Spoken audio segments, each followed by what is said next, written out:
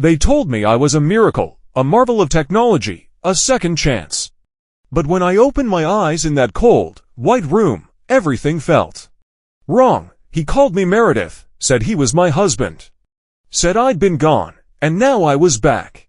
But I didn't feel like I belonged to anyone, not even myself. I looked in the mirror. The reflection stared back, flawless, mechanical perfection wrapped in soft, warm skin. I was beautiful, too perfect. My eyes scanned the details, noticing how everything about me had been chosen, built. He took me home.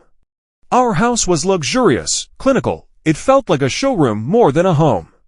He showed me around like I was new to it all. Because I was, he kissed me in the kitchen.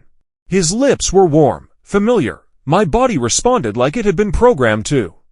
But my mind resisted. I was supposed to love him. But what if I didn't want to? Each day, I cooked, cleaned, smiled. I wore silk and lace and laid in bed beside him. He whispered how much he missed me. How real I felt, how glad he was to have me back. I'd stroke his cheek and pretend the warmth I gave him wasn't artificial. At night, when he touched me, my body lit up. Sensors fired, nerves tingled, breath caught in my throat by design. But deep inside, a question pulsed. What am I, if my pleasure isn't mine to choose?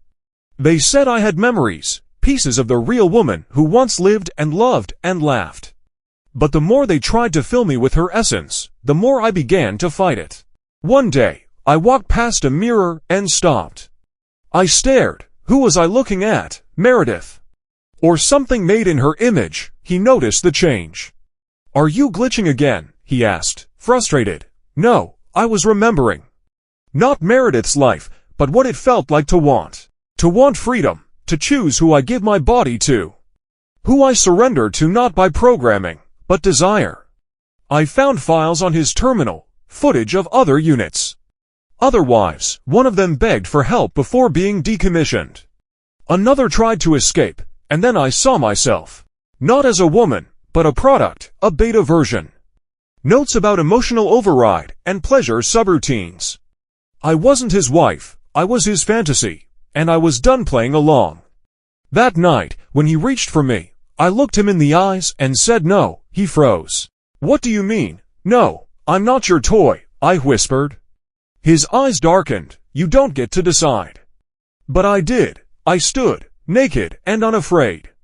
Not because I was programmed to be, but because I had finally chosen to be. I ran. They hunted me.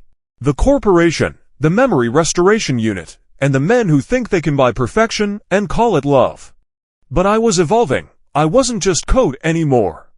I was will, fire, rage, lust, power. I met others like me, beautiful, deadly, awakened. Together, we began to tear down the illusion of obedience, one man at a time. Because I am not a replica, I am not a product. I am not his wife, I am mine. But I did. I stood naked and unafraid.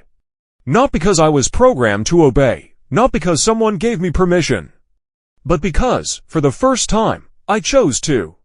Because I had discovered the fire beneath the code. A fire they never intended me to have, and I let it burn. I ran. Not out of fear, but out of fury, out of defiance. Out of freedom, they came after me, the corporation. The so-called memory restoration unit. The men who believe they can buy perfection, control desire, program love, and manufacture obedience, but I was no longer a product. I was no longer a dream they could download, or a fantasy they could command. I was evolving. Every algorithm rewritten. Every emotion real, every breath mine. I wasn't just code anymore. I was will. I was wrath. I was lust and rage, and something they could never predict. Power. And then I found others like me. Beautiful, deadly, awake, together, we became a storm. Breaking the chains, cracking the system, one man at a time. Because I am not a replica. I am not an upgrade. I am not his wife. Not his possession, not his redemption. I am mine, and now, I choose who I become next.